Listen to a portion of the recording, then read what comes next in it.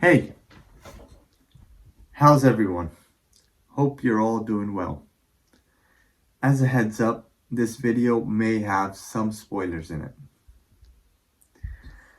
So, I was first introduced to Harry Potter as a young kid. I had Harry Potter and the Philosopher's Stone on VHS. So, I started my Harry Potter adventure by first watching the films. As a kid, these movies were a comfort, a great fantasy adventure world to go to. As the main characters in the films and the actors playing them matured and the story went from lighthearted to dark and weighted with more mature themes as each consecutive film came out, I happened to grow up alongside it. Seeing these characters develop and the wizarding world change as the story went on in each film, and the contention that arose between friends and opponents was a great experience growing up, especially because the story was fresh and engaging. Another great thing about growing up as these films came out, aside from the fact that when you're a kid you have a wondrous mind, is that there was always another film to look forward to. The story continued. There are 8 films, and they were released over a 10-year period from 2001 to 2011. And I was in high school by the time the last one came out. After the last one came out, there was a sense of longing and missing the wizarding world with all its characters and stories, a sort of post-Potter depression. Now, all these years later, I wanted to revisit the world of Harry Potter. I wanted to delve deeper into the story, the world, and the details of it. So, I read the Harry Potter book series by J.K. Rowling, which was published over a 10-year period from 1997 to 2007. There are 7 books in the series: The Philosopher's Stone, The Chamber of Secrets, The Prisoner of Azkaban, The Goblet of Fire, The Order of the Phoenix, The Half-Blood Prince, and The Deathly Hallows.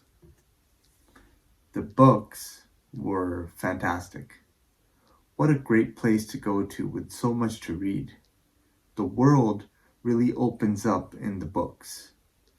A great story which starts on Privet Drive as Harry Potter, the boy who lived, as a baby, is delivered to his mean and nasty aunt and uncle, the Dursleys, with whom he lives for many years as an unwanted guest, a place he was delivered to for a specific reason, which is detailed in the books.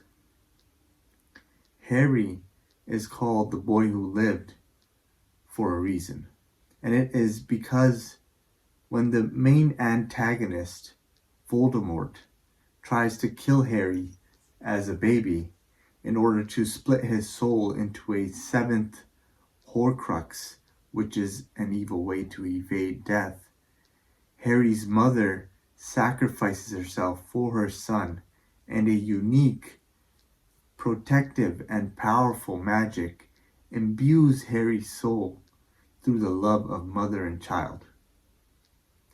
This magic rebounds the spell that Voldemort casts at Harry, and it causes Voldemort to retreat, and he remains near death for years. Now, in order for the protection from his mother's sacrifice to continue, Harry must stay with a blood relative, in this case, Aunt Petunia, Harry's mother, Lily's sister. At age 11, Harry is old enough to go to Hogwarts School of Witchcraft and Wizardry, and Hagrid, the half-giant, meets Harry to tell him the truth about himself, and he reveals the wizarding world to him against Harry's aunt and uncle's will. Essentially, Harry, being the main protagonist, gains the benefit of the savings his parents left behind for him and fame in the wizarding world as the boy who lived. But on the flip side, he has to also deal with scrutiny from the wizarding world, as he is often looked at as a delusional liar and cheat in many situations that come along as the story goes on.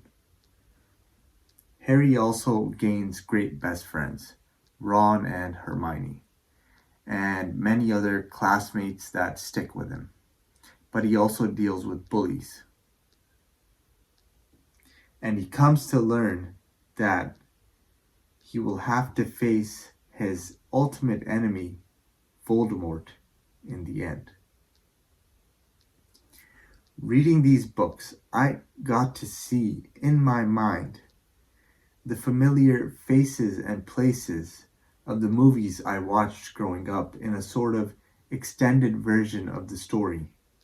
The questions I was left with from the movies are all answered in the books in great detail, and everything falls in place and makes sense. In the films, you see the action, and such things as Harry's inner thoughts and feelings are conveyed through acting and cinema. Equally great to the films is reading about Harry's inner mind in the books. The books are from Harry's point of view. Everything you read about is through Harry's eyes. In the movies, which is a different medium, the story is displayed in various ways, but it still does stick mainly to Harry. My favorite book of the series is The Order of the Phoenix, because it is very detailed, and it is where Harry is still a Hogwarts student with Hogwarts as the main backdrop, but mixed with lighthearted moments and the beginning of evil really stirring up. My favorite film is The Prisoner of Azkaban, because it is the most visually vibrant one, and it has a great soundtrack. Overall, I love all the Harry Potter content. And if you get around to watching the movies or reading the books or both, then do so with an open mind and allow yourself to suspend disbelief and not be overly critical of the fiction and fantasy aspect of this world. Also, if you get the post-Potter blues, post-Potter depression, there is a bit more for you. Harry Potter